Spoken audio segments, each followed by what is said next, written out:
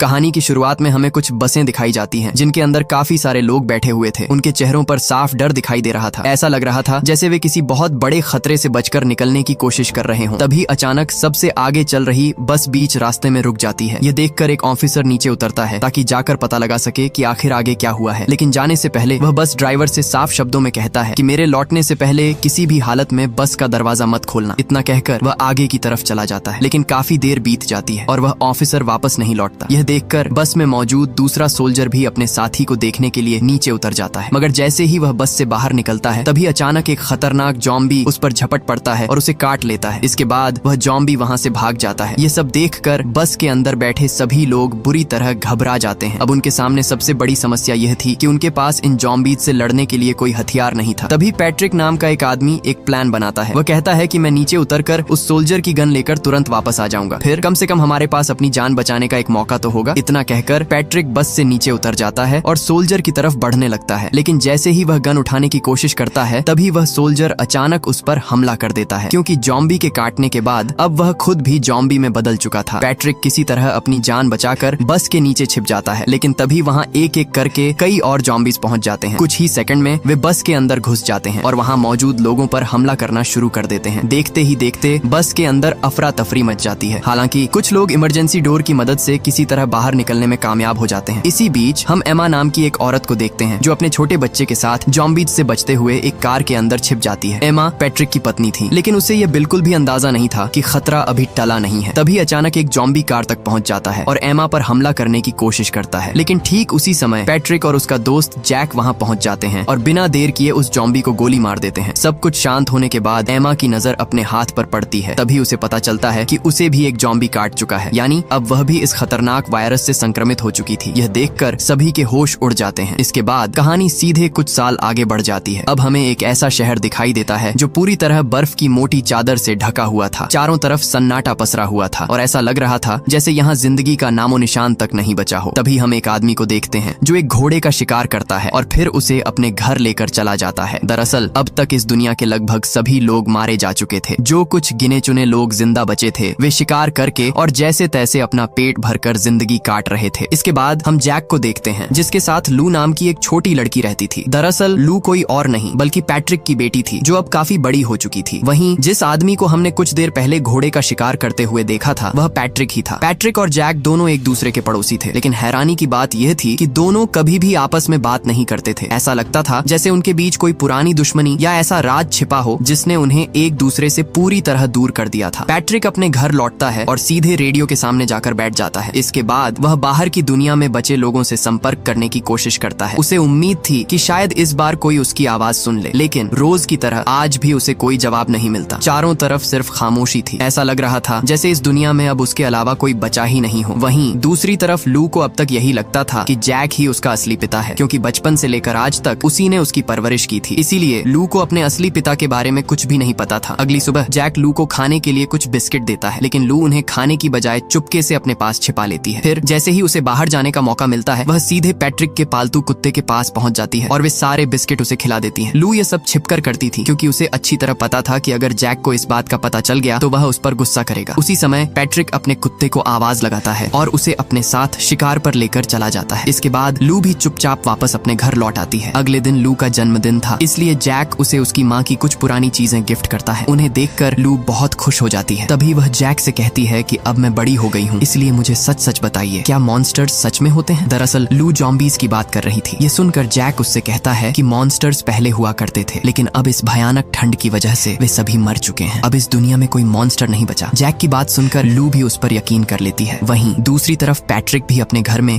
लू के लिए एक छोटा सा केक बनाता है, लेकिन वह उसे लेकर लू के पास नहीं जाता। वह अकेले ही अपने घर में बैठकर चुपचाप लू का जन्मदिन मनाता है। यह देखकर साफ पता चलता था कि वह अपनी बेटी से कितना प्यार करता है, लेकिन किसी वजह से उससे दूर रहने को मजबूर था। इसके बाद पैट्रिक एक बार फिर रेडियो के सामने बैठ जाता है और बाहर की दुनिया में मौजूद लोगों से संपर्क करने की कोशिश करता है, लेकिन इस बार भी उसे कोई जवाब नहीं मिलता। उसकी उम्मीद एक बार फिर टूट जाती है। उसी रात लू अपने कमरे में सो रही थी, तभी उसे एक बहुत ही डरावना सपना आता है और वह घबराकर जाग जाती है। उसकी नजर जैसे ही खिड़की की तरफ जाती है वह बाहर एक सफेद रंग का खौफनाक ज़ॉम्बी देखती है जो घर के बाहर लगे फेंस को पार करके अंदर आने की कोशिश कर रहा था। लेकिन तभी पैट्रिक का कुत्ता जोर जोर से भौंकने लगता है। कुत्ते की आवाज सुनते ही वह ज़ॉम्बी वहां से भाग भाग जाता है। ये सब देखकर लू बुरी तरह डर जाती है। उसे समझ नहीं आ रहा था कि आखिर उसने जो देखा वह सपना था या हकीकत। अगली सुबह जैसे ही जैक की आंख खुलती है, वह देखता है कि लू अपने बिस्तर पर नहीं है। यह देखकर वह घबरा जाता है और पूरे घर में उसे ढूंढना शुरू कर देता है। तभी उसकी नजर एक टेबल के नीचे पड़ती है जहाँ लू डरी सहमी छिपी बैठी थी। जैक भी उसके पास टेबल के नीचे चला जाता है और पूछता है कि आखिर तुम यहाँ क्या कर रही हो। इस पर लू कहती है कि कल रात मैंने एक मॉन्स्टर देखा था। उसका पूरा शरीर सफेद था और वह हमारे घर के अंदर आने की कोशिश कर रहा था। लू की बात सुनकर जैक उसे समझाते हुए कहता है कि मैंने तुम्हें पहले भी बताया था कि अब इस दुनिया में कोई मॉन्स्टर नहीं बचा है। लेकिन इस बार लू भी चुप नहीं रहती। वह तुरंत जैक से सवाल करती है कि अगर मॉन्स्टर्स नहीं होते तो आपने पूरे घर के चारों तरफ इतने ऊंचे ऊंचे फेंस क्यों लगा रखे हैं और आप हमेशा मुझे घर से बाहर जाने से क्यों रोकते रहते हैं। लू के इन सवालों का जैक के पास कोई जवाब नहीं था। वह सिर्फ खामोश होकर उसकी तरफ देखता रहता है। वहीं दूसरी तरफ पैट्रिक अपने कुत्ते के साथ शिकार पर निकल रहा था। तभी रास्ते में उसकी मुलाकात लू से होती है। पैट्रिक मुस्कुराते हुए उससे कहता है कि तुम मेरे कुत्ते को मीठी चीजें मत खिलाया करो, वो अंधा भी हो सकता है। तभी वहाँ पर जैक भी आ जाता है। जैसे ही वह पैट्रिक को लू से बातें करते हुए देखता है, उसका गुस्सा 7वें आसमान पर पहुंच जाता है। वह पैट्रिक को सख्त लहजे में लू से दूर रहने के लिए कहता है। पैट्रिक भी बिना कोई बहस किए अपनी स्नो बाइक स्टार्ट करता है और शिकार के लिए वहाँ से निकल जाता है। सबसे पहले वह खाने की तलाश में एक पुराने स्टोर के अंदर जाता है, लेकिन जैसे ही वह वहाँ राशन ढूंढने लगता है, उसकी नजर एक लोमड़ी पर पड़ती है जिसका शरीर किसी ने बेरहमी से नोच नोच कर खा लिया था। यह देखकर पैट्रिक तुरंत सतर्क हो जाता है। तभी कुछ ही दूरी पर उसे एक खौफनाक जॉम्बी दिखाई देता है जो उसी लोमड़ी का मांस बड़ी बेरहमी से खा रहा था। कुछ ही सेकंड बाद उस जॉम्बी की नजर भी पैट्रिक पर पड़ जाती है। फिर वह बिना एक पल गंवाए उसकी तरफ दौड़ पड़ता है, लेकिन पैट्रिक वक्त रहते स्टोर से बाहर निकल जाता है और बाहर से दरवाजा बंद कर देता है। इसके बाद वह जल्दी से अपनी स्नो बाइक पर बैठता है और पूरी रफ्तार से घर की तरफ निकल पड़ता है। लेकिन रास्ते में उसका ध्यान कुछ पल के लिए भटक जाता है, जिसकी वजह से उसकी स्नो बाइक सीधे एक पेड़ से टकरा जाती है। टक्कर इतनी जोरदार होती है कि पैट्रिक दूर जाकर गिरता है और बेहोश हो जाता है। वहीं दूसरी तरफ जैक लू को गन चलाना सिखा रहा था। लू पहली बार गन चला रही थी, इसलिए वह इसे सीखकर काफी खुश थी। उसे यह बिल्कुल भी अंदाजा नहीं था कि कुछ ही देर में असली खतरा उनके दरवाजे तक पहुंचने वाला है। इसके बाद हम फिर से पैट्रिक को देखते हैं। जब उसकी आंख खुलती है तो वह देखता है कि एक जॉम्बी उसके चेहरे के बिल्कुल सामने खड़ा है। पैट्रिक गौर से देखता है तो उसे पता चलता है कि उस जॉम्बी की आंखें पूरी तरह सफेद हो चुकी थीं, यानी अब उसे दिखाई नहीं देता था। दरअसल वक्त के साथ साथ ये जॉम्बीज भी म्यूटेंट बन चुके थे। भयानक ठंड की वजह से उनकी आंखों की रोशनी चली गई थी, लेकिन इसके बदले उनकी सुनने और सूंघने की ताकत पहले से कई गुना ज्यादा बढ़ चुकी थी। अब वे छोटी सी आवाज और हल्की सी गंध भी आसानी से पकड़ सकते थे। तभी दूर से गोली चलने की आवाज सुनाई देती है। आवाज सुनते ही वह जॉम्बी तुरंत उसी दिशा में दौड़ पड़ता है, यानी अब उसका अगला निशाना जैक का घर था। यह देखकर पैट्रिक के होश उड़ जाते हैं। वह तुरंत अपनी स्नो बाइक उठाता है और पूरी रफ्तार से जैक के घर की तरफ निकल पड़ता है। जैसे ही वह घर के करीब पहुंचता है, वह हवा में फायर करते हुए जोर जोर से जैक को अंदर जाने के लिए आवाज लगाता है, लेकिन ज्यादा दूरी होने की वजह से जैक उसकी बात सुन नहीं पाता। उसी वक्त वह जॉम्बी पीछे से आकर पैट्रिक पर हमला कर देता है और उसे स्नो बाइक से नीचे गिरा देता है। अब वह बेरहमी से पैट्रिक पर टूट पड़ता है। यह सब देखकर जैक तुरंत लू को घर के अंदर जाने के लिए कहता है और खुद अपनी गन से जॉम्बी पर निशाना साधने लगता है, लेकिन सही समय पर वह ट्रिगर नहीं दबा पाता। इसी का फायदा उठाकर जॉम्बी पैट्रिक के गले पर काट लेता है। तभी अचानक पैट्रिक का वफादार कुत्ता वहाँ पहुँच जाता है और बिना अपनी जान की परवाह किए जॉम्बी पर हमला कर देता है। उसकी वजह से जॉम्बी कुछ देर के लिए पैट्रिक से दूर हो जाता है, लेकिन इस लड़ाई के दौरान वह जॉम्बी कुत्ते को भी काट लेता है। मौका मिलते ही पैट्रिक अपनी गन उठाता है और जॉम्बी पर गोली चला देता है। गोली लगते ही वह जॉम्बी वहाँ से भाग निकलता है। जॉम्बी के जाने के बाद पैट्रिक अपने कुत्ते के पास पहुँचता है, लेकिन तब तक बहुत देर हो चुकी थी। जॉम्बी के काटने की वजह से उसके वफादार साथी की मौत हो चुकी थी। यह देखकर पैट्रिक पूरी तरह टूट जाता है। इसके बाद वह अपने कुत्ते को उठाकर घर ले आता है। अपने सबसे वफादार साथी को खोने का दुख तो उसे था ही, लेकिन उससे भी ज्यादा डर उसे इस बात का था कि जॉम्बी उसके गले पर भी काट चुका था, यानी अब वह खुद भी संक्रमित हो चुका था। अब पैट्रिक अपनी गन उठाता है और अपनी जिंदगी खत्म करने का फैसला कर लेता है, लेकिन जैसे ही वह खुद पर गोली चलाने वाला होता है, तभी कहानी फ्लैशबैक में चली जाती है। दरअसल जब एमा को जॉम्बी ने उसके हाथ पर काट लिया था, तभी पैट्रिक ने एक बहुत बड़ा फैसला लिया था। उसने बिना एक पल गंवाए एमा का वही हाथ काट दिया था, ताकि वायरस उसके पूरे शरीर में फैलने से पहले ही रुक जाए। इसी वजह से उस समय एमा की जान बच गई थी। अब कहानी वापस प्रेजेंट में आ जाती है। यहाँ पैट्रिक इस सदमे को बर्दाश्त नहीं कर पाता और बहुत ज्यादा शराब पी लेता है। नशा इतना ज्यादा हो जाता है कि वह वहीं बेहोश होकर गिर जाता है। कुछ देर बाद जब उसकी आंख खुलती है तो उसे रेडियो से किसी की आवाज सुनाई देती है। कोई उससे संपर्क करने की कोशिश कर रहा था। पैट्रिक तुरंत रेडियो उठाता है और सामने वाले आदमी को बताता है कि जॉम्बीज एक बार फिर वापस आ चुके हैं। इतना ही नहीं, उनमें से एक ने मुझे भी काट लिया है। ये सुनते ही सामने वाला आदमी बुरी तरह घबरा जाता है, क्योंकि काफी सालों से किसी ने भी एक भी जॉम्बी नहीं देखा था। इसलिए सभी लोगों को यही लगता था कि अब इस दुनिया से सारे जॉम्बीज हमेशा के लिए खत्म हो चुके हैं। वहीं दूसरी तरफ लू अपने प्यारे कुत्ते की मौत से बेहद दुखी दुखी थी। तभी वह जैक से जिद करने लगती है कि उसे ताजे फूल चाहिए, क्योंकि वह उन फूलों को अपनी माँ की तस्वीर के सामने रखना चाहती थी। जैक भी उसकी बात मान जाता है और फूल लेने के लिए बाहर निकल पड़ता है। बाहर जाते ही उसकी नजर पैट्रिक पर पड़ती है, जो अपने वफादार कुत्ते को घर के बाहर दफना रहा था। यह देखकर जैक को भी काफी दुख होता है, लेकिन उसके मन में एक सवाल बार बार घूम रहा था, अगर पैट्रिक को जॉम्बी ने काट लिया था तो वह अब तक जॉम्बी में क्यों नहीं बदला। यही बात सोचते हुए जैक वहाँ से फूल लेने चला जाता है। रात होने के बाद जैक वापस घर लौटता है। उसके हाथ में ताजे फूल थे। उन्हें देखकर लू बहुत खुश हो जाती है। सबसे पहले वह कुछ फूल अपनी माँ की तस्वीर के सामने रखती है, लेकिन बाकी फूल लेकर चुपचाप घर से बाहर निकल जाती है। उधर जैक जब घर के अंदर आता है तो उसे लू कहीं दिखाई नहीं देती। वह पूरे घर में उसे ढूंढता है। तभी उसकी नजर बाहर जाती है और वह देखता है कि लू अकेली घर से दूर जा रही है। यह देखकर जैक के होश उड़ जाते हैं और वह तुरंत उसके पीछे भागता है। इधर लू पैट्रिक के कुत्ते की कब्र पर फूल रख रही थी, लेकिन तभी अचानक वही खौफनाक म्यूटेंट जॉम्बी उसके पीछे आ जाता है और अपने नुकीले नाखूनों से उस पर हमला कर देता है। उसी वक्त जैक भी वहाँ पहुँच जाता है। वह बिना अपनी जान की परवाह किए लू को बचाने के लिए जॉम्बी से भिड़ जाता है। दोनों के बीच जबरदस्त लड़ाई शुरू हो जाती है, लेकिन इस दौरान जॉम्बी जैक को भी बुरी तरह घायल कर देता है। तभी ठीक समय पर पैट्रिक वहाँ पहुँच जाता है। वह बिना देर किए अपनी गन निकालता है और जॉम्बी पर गोली चला देता है। गोली लगते ही जॉम्बी वहीं गिर जाता है और आखिरकार खतरा टल जाता है। इसके बाद जब जैक की आंख खुलती है तो वह खुद को पैट्रिक के घर के अंदर पाता है, लेकिन वहाँ लू कहीं दिखाई नहीं देती। ये देखकर वह घबरा जाता है और तुरंत उसे ढूंढने के लिए बाहर निकलता है। जैसे ही वह घर से बाहर आता है, उसकी नजर उस म्यूटेंट जॉम्बी पर पड़ती है, जिसे पैट्रिक ने जिंदा पकड़कर मजबूत रस्सियों से बांध रखा था। तभी पैट्रिक भी वहाँ आ जाता है और जैक को बताता है कि अब ये जॉम्बीज पहले जैसे नहीं रहे। वक्त के साथ ये म्यूटेंट बन चुके हैं। इनकी चमड़ी पहले से कहीं ज्यादा मोटी हो गई है, इसलिए अब इन्हें ठंड का ज्यादा असर नहीं होता। हालांकि लगातार बर्फ में रहने की वजह से इनकी आंखों की रोशनी पूरी तरह खत्म हो चुकी है, लेकिन इसके बदले इनकी सूंघने और सुनने की ताकत कई गुना बढ़ गई है। अब ये छोटी सी आवाज और हल्की सी गंध का भी आसानी से पता लगा लेते हैं। पैट्रिक अभी जैक को यह सब समझा ही रहा था कि तभी वहाँ लू भी आ जाती है। उसे देखकर दोनों राहत की सांस लेते हैं। लू पूरी तरह सुरक्षित थी। उसके चेहरे पर सिर्फ कुछ हल्की खरोंचें थीं। लू को सही सलामत देखकर जैक की जान में जान आ जाती है। इसके बाद वह उसे अपने साथ लेकर वापस घर लौट जाता है। उधर पैट्रिक अपने घर में अकेला बैठा हुआ था। तभी अचानक उसके पास लू की कॉल आती है। लू बड़े प्यार से उसे कहती है कि आज रात आपको हमारे घर डिनर पर आना है। यह सुनते ही पैट्रिक के चेहरे पर लंबे समय बाद मुस्कान आ जाती है। वह बिना देर किए उसके निमंत्रण को स्वीकार कर लेता है। रात होने पर पैट्रिक डिनर पर जाने की तैयारी करने लगता है। सबसे पहले वह अच्छी तरह नहाता है और फिर कई दिनों बाद अपनी दाढ़ी भी साफ करता है। ऐसा लग रहा था जैसे वह इस शाम को खास बनाना चाहता हो। इसके बाद पैट्रिक जैक के घर पहुंचता है। जैक भी उसे इतने लंबे समय बाद बिना दाढ़ी के देख रहा था। तभी लू वहां आती है, लेकिन पैट्रिक का बदला हुआ चेहरा देखकर वह उसे पहचान ही नहीं पाती। फिर जैक मुस्कुराते हुए कहता है कि यही पैट्रिक है। यह सुनकर लू भी मुस्कुरा देती है और फिर तीनों साथ बैठकर डिनर करने लगते हैं। पैट्रिक अपने साथ लू के लिए एक छोटा सा गिफ्ट भी लाया था। लू को भी वह गिफ्ट बहुत पसंद आता है। डिनर खत्म होने के बाद पैट्रिक लू को एक कहानी सुनाने लगता है। कहानी सुनते सुनते लू को नींद आ जाती है और वह वहीं सो जाती है। इसके बाद जब पैट्रिक वापस अपने घर जाने लगता है तो वह जैक से कहता है कि हमें अब यहाँ से निकल जाना चाहिए। मुझे पूरा यकीन है कि इस दुनिया में अभी भी कुछ लोग जिंदा हैं और मुझे यह भी लगता है कि बहुत जल्द यहाँ और जॉम्बीज पहुँच जाएंगे। इसीलिए जितनी जल्दी हो सके हमें कोई सुरक्षित जगह ढूंढ लेनी चाहिए। लेकिन जैक को उसकी बात बिल्कुल भी सही नहीं लगती। उसे पूरा भरोसा था कि वे लोग यहाँ पूरी तरह सुरक्षित हैं। यही सोचकर वह पैट्रिक की बात मानने से साफ इनकार कर देता है। दोनों के बीच बहस शुरू हो जाती है। आखिरकार गुस्से में जैक पैट्रिक को घर से बाहर निकाल देता है और कहता है कि तुम्हें डिनर पर बुलाकर मैंने बहुत बड़ी गलती कर दी। इसके बाद कहानी फिर से फ्लैशबैक में चली जाती है। हम देखते हैं कि एक दिन एमा और पैट्रिक सामान लेने के लिए एक स्टोर में गए थे, लेकिन वहाँ किसी बात को लेकर दोनों के बीच बहस हो जाती है। पैट्रिक को शक होने लगा था कि एमा जैक को पसंद करने लगी है। गुस्से में आकर वह एमा को अकेला छोड़कर वहाँ से चला जाता है, लेकिन उसे बिल्कुल भी अंदाजा नहीं था कि उसका यह फैसला एमा की जान ले लेगा। जैसे ही पैट्रिक वहाँ से जाता है उसी वक्त एक जॉम्बी आकर एमा पर हमला कर देता है और उसे मार डालता है। जब यह बात जैक को पता चलती है तो वह गुस्से में सीधे पैट्रिक के घर पहुँचता है। वह पैट्रिक को उसकी गलती के लिए खूब सुनाता है। इसके बाद वह लू को भी अपने साथ ले जाता है, क्योंकि उसे लगता था कि पैट्रिक अब उसका ठीक से ख्याल नहीं रख पाएगा। इसके बाद कहानी फिर से प्रेजेंट टाइम में लौट आती है। उसी रात लू अचानक एक डरावने सपने से घबराकर उठ जाती है। वह तुरंत जैक के पास जाती है और कहती है कि मैंने सपने में देखा आप मर गए थे। मुझे बहुत डर लग रहा है क्योंकि मैं आपको खोना नहीं चाहती। लू की बातें सुनकर जैक भी सोच में पड़ जाता है। उसे एहसास होता है कि शायद पैट्रिक सही कह रहा था। अगर वे लोग यहीं रुके रहे तो कभी भी किसी बड़े खतरे का सामना करना पड़ सकता है। इसलिए वह फैसला करता है कि अब यहाँ से निकल जाना ही बेहतर होगा। अगली सुबह जैक और लू पैट्रिक के घर पहुँच जाते हैं। इसके बाद तीनों अपनी गाड़ी में बैठते हैं और वहाँ से निकल पड़ते हैं। सबसे पहले वे एक पुराने स्टोर पर रुकते हैं ताकि वहाँ से कुछ जरूरी सामान इकट्ठा किया जा सके। जब वे सामान लेकर बाहर निकलते हैं तभी उनकी नजर कुछ दूरी पर खड़ी एक औरत पर पड़ती है। वह चुपचाप उनकी तरफ देख रही थी। पैट्रिक तुरंत उसके पास जाता है और उससे बात करने की कोशिश करता है, लेकिन जैसे ही वह उसके करीब पहुंचता है, वह औरत बुरी तरह घबरा जाती है और अचानक बेहोश होकर जमीन पर गिर पड़ती है। यह देखकर पैट्रिक और जैक बिना देर किए उसे उठाते हैं और अपने साथ घर ले आते हैं। पैट्रिक तुरंत समझ गया था कि इस औरत को किसी गहरे सदमे ने तोड़ दिया है। यही वजह थी कि वह इतनी ज्यादा घबराई हुई थी और ठीक से बात भी नहीं कर पा रही थी। कुछ देर बाद जब उसकी हालत थोड़ी सामान्य होती है, तब वह पैट्रिक और जैक को पूरी बात बताती है। वह कहती है कि मैं और मेरा परिवार तुम्हारे रेडियो मैसेज सुनकर ही इस जगह की तरफ आ रहे थे, लेकिन रास्ते में हम पर ज़ॉम्बीज़ ने हमला कर दिया। उस हमले में मेरा पूरा परिवार मारा गया, सिर्फ मैं ही किसी तरह बच पाई। इसी दौरान हमें पता चलता है कि इस औरत का नाम एन है और वह प्रेग्नेंट भी है। तभी अचानक एन को बाहर से ज़ॉम्बीज़ की डरावनी आवाजें सुनाई देती हैं। आवाज सुनते ही वह बुरी तरह घबरा जाती है। तब पैट्रिक उसे समझाते हुए कहता है कि घबराओ मत, हमने एक ज़ॉम्बी को जिंदा पकड़कर बांध रखा है, वह तुम्हें कोई नुकसान नहीं पहुंचा पाएगा। लेकिन पैट्रिक की यह बात सुनकर एन और भी ज्यादा डर जाती है। वह तुरंत एक गन उठाती है और उस बंधे हुए ज़ॉम्बी के पास पहुंच जाती है। इसके बाद बिना एक सेकंड गंवाए वह उसे गोली मारकर वहीं खत्म कर देती है। फिर वह पैट्रिक और जैक से कहती है कि शायद तुम्हें यह बात नहीं पता, ये ज़ॉम्बीज़ मरने से पहले जो डरावनी आवाजें निकालते हैं वे अपने बाकी साथियों को बुलाने का इशारा होती हैं। यानी अब बहुत जल्द यहाँ और भी ज़ॉम्बीज़ पहुंचने वाले हैं। एन अपनी बात पूरी भी नहीं कर पाती कि तभी चारों तरफ से कई ज़ॉम्बीज़ की चीखने की आवाजें गूंजने लगती हैं। ये सुनते ही सभी समझ जाते हैं कि पूरा झुंड उनकी तरफ तेजी से बढ़ रहा है। बिना वक्त गंवाए पैट्रिक सभी को घर के अंदर ले आता है। इसके बाद वे मिलकर घर की हर खिड़की और दरवाजे को अच्छी तरह बंद कर देते हैं। साथ ही अपनी अपनी गन भी लोड कर लेते हैं, क्योंकि अब उन्हें पता था कि अगली लड़ाई उनकी जिंदगी की सबसे खतरनाक लड़ाई होने वाली है। कुछ ही देर में ज़ॉम्बीज़ उनके घर तक पहुंच जाते हैं। उनमें से एक ज़ॉम्बी तो घर की छत पर भी चढ़ जाता है। यह देखकर जैक सबसे पहले लू की सुरक्षा के बारे में सोचता है। वह तुरंत उसे घर के नीचे बने बेसमेंट में भेज देता है ताकि वह वहाँ सुरक्षित रह सके। इसके बाद जैक छत की तरफ जाता है ताकि ऊपर मौजूद ज़ॉम्बी को रोक सके, लेकिन जैसे ही वह ऊपर पहुंचता है, एक ज़ॉम्बी अचानक उस पर हमला कर देता है। दोनों के बीच जबरदस्त लड़ाई शुरू हो जाती है। अपनी जान बचाने के लिए जैक एक कमरे के अंदर घुसने की कोशिश करता है, लेकिन वह ज़ॉम्बी इतना ताकतवर था कि जैक दरवाजा बंद तक नहीं कर पाता। उधर नीचे भी हालात बेकाबू हो चुके थे। कई ज़ॉम्बीज़ घर के अंदर घुस आते हैं और सीधे पैट्रिक और एन पर हमला कर देते हैं। दोनों पूरी कोशिश कर रहे थे कि किसी तरह उन्हें मार गिराएं, लेकिन ये म्यूटेंट ज़ॉम्बीज़ पहले से कहीं ज्यादा तेज और फुर्तीले थे, इसीलिए उनका सामना करना बिल्कुल आसान नहीं था। वहीं दूसरी तरफ बेसमेंट में भी एक ज़ॉम्बी किसी तरह घुस जाता है। अब लू वहाँ अकेली थी और अपनी जान बचाने के लिए हर संभव कोशिश कर रही थी। तभी एन के दिमाग में एक शानदार आइडिया आता है। वह तुरंत स्पीकर पर तेज आवाज में गाना चला देती है। अचानक चारों तरफ आवाज गूंजने लगती है। इस आवाज की वजह से सभी ज़ॉम्बीज़ कुछ पल के लिए कंफ्यूज हो जाते हैं और उनका ध्यान भटक जाता है। जैक इसी मौके का फायदा उठाता है और ऊपर मौजूद ज़ॉम्बी को मार गिराता है। वहीं नीचे पैट्रिक और एन भी घर के अंदर घुसे ज़ॉम्बीज़ को खत्म करने लगते हैं। लेकिन तभी लड़ाई के बीच अचानक पैट्रिक को याद आता है कि लू अभी भी बेसमेंट में अकेली है। जैसे ही वह बेसमेंट का दरवाजा खोलता है, अचानक एक ज़ॉम्बी बाहर आकर उस पर हमला कर देता है, लेकिन पैट्रिक बिना घबराए तुरंत अपनी गन से उसे मार गिराता है। उसी समय लू भी रोते हुए बेसमेंट से बाहर आती है। वह बुरी तरह डरी हुई थी, क्योंकि कुछ ही पल पहले वह वहाँ मरते मरते बची थी। पैट्रिक तुरंत लू को लेकर रेडियो रूम में जाता है और उसे वहीं सुरक्षित छोड़ देता है। तभी अचानक रेडियो पर किसी औरत की आवाज सुनाई देती है। वह उनसे संपर्क करने की कोशिश कर रही थी। लू तुरंत उससे बात करने लगती है। वह औरत लू को बताती है कि स्प्रिंग फॉल नाम की जगह पर अभी भी बहुत सारे लोग जिंदा हैं और वहीं पर कई सर्वाइवर्स ने अपनी एक सुरक्षित बस्ती बना ली है। वहीं दूसरी तरफ पैट्रिक और एन मिलकर घर के अंदर घुसे एक एक ज़ॉम्बी को मार रहे थे। तभी अचानक पूरे घर की बिजली चली जाती है। बिजली जाते ही स्पीकर भी बंद हो जाता है। जैसे ही स्पीकर की आवाज बंद होती है, ज़ॉम्बीज़ एक बार फिर घर के अंदर घुसने की कोशिश करने लगते हैं, लेकिन इस बार वे पहले से भी ज्यादा खतरनाक और गुस्से में दिखाई दे रहे थे। यह देखकर जैक को एहसास हो जाता है कि अब शायद उनका बचना नामुमकिन है। चारों तरफ ज़ॉम्बीज़ ने घर को घेर रखा था और उनकी गन में भी बहुत कम गोलियां बची थीं। आखिरकार जैक टूट जाता है। वह लू के पास जाता है। उसके मन में एक दर्दनाक फैसला चल रहा था। वह नहीं चाहता था कि लू ज़ॉम्बीज़ के हाथों मरे या खुद एक ज़ॉम्बी बन जाए, इसलिए वह सोचने लगता है कि इससे पहले वह अपनी और लू की जिंदगी खुद ही खत्म कर दे। लेकिन तभी लू सबको रोकते हुए कहती है कि अभी थोड़ी देर पहले मेरी रेडियो पर एक औरत से बात हुई थी। उसने मुझे बताया है कि स्प्रिंग फॉल में अभी भी बहुत सारे लोग जिंदा हैं और उसने यह भी बताया कि इन म्यूटेंट ज़ॉम्बीज़ को सिर्फ सिर में गोली मारकर ही मारा जा सकता है। लू की बात सुनते ही सभी के अंदर एक नई उम्मीद जाग उठती है। लेकिन अब सबसे बड़ी परेशानी यह थी कि वे लोग घर से बाहर निकलें कैसे, क्योंकि पूरा घर ज़ॉम्बीज़ के झुंड से घिर चुका था। तभी पैट्रिक एक बड़ा फैसला लेता है। वह जैक से कहता है कि मैं बाहर जाकर इन सभी ज़ॉम्बीज़ का ध्यान अपनी तरफ खींचता हूँ। तुम इसी मौके का फायदा उठाकर लू और एन को लेकर मेरी गाड़ी से यहाँ से निकल जाना। इतना कहकर पैट्रिक अपनी गन उठाता है और घर से बाहर निकल जाता है। बाहर पहुँचते ही वह लगातार गोलियां चलाकर ज़ॉम्बीज़ को अपनी तरफ आकर्षित करने लगता है। एक एक करके सारे ज़ॉम्बीज़ उसी की तरफ दौड़ पड़ते हैं और कुछ ही पलों में उसे चारों तरफ से घेर घेर लेते हैं। उधर जैक यही मौका देखकर लू और एन को जल्दी से गाड़ी में बैठाता है और वहाँ से निकलने की तैयारी कर लेता है। इधर कई ज़ॉम्बीज पैट्रिक को पकड़ लेते हैं। पैट्रिक समझ चुका था कि अब उसका बचना संभव नहीं है। आखिरी बार वह अपनी पुरानी यादों को याद करता है, अपनी पत्नी, अपनी बेटी और उन सभी पलों को जिन्हें वह कभी वापस नहीं पा सकता था। इसके बाद वह बिना डरे अपने पास मौजूद विस्फोटक को एक्टिवेट कर देता है। अगले ही पल एक जोरदार धमाका होता है और पैट्रिक खुद को उन सभी ज़ॉम्बीज के साथ उड़ा देता है। दूसरी तरफ जैक, लू और एन दूर खड़े यह सब देख रहे थे। पैट्रिक की कुर्बानी ने उन तीनों की जान बचा ली थी, लेकिन उसकी मौत ने उन्हें अंदर से पूरी तरह तोड़ दिया। इसके बाद जैक, लू और एन उसी गाड़ी में बैठकर स्प्रिंग फॉल की तरफ निकल पड़ते हैं, जहां शायद अभी भी इंसानियत की आखिरी उम्मीद बाकी थी। और बस दोस्तों, इसी के साथ हमारी आज की कहानी यहीं खत्म होती है। अगर आपको यह कहानी पसंद आई हो तो वीडियो को लाइक करें, चैनल को सब्सक्राइब करें और अपने दोस्तों के साथ जरूर शेयर करें। मिलते हैं अगली शानदार कहानी में।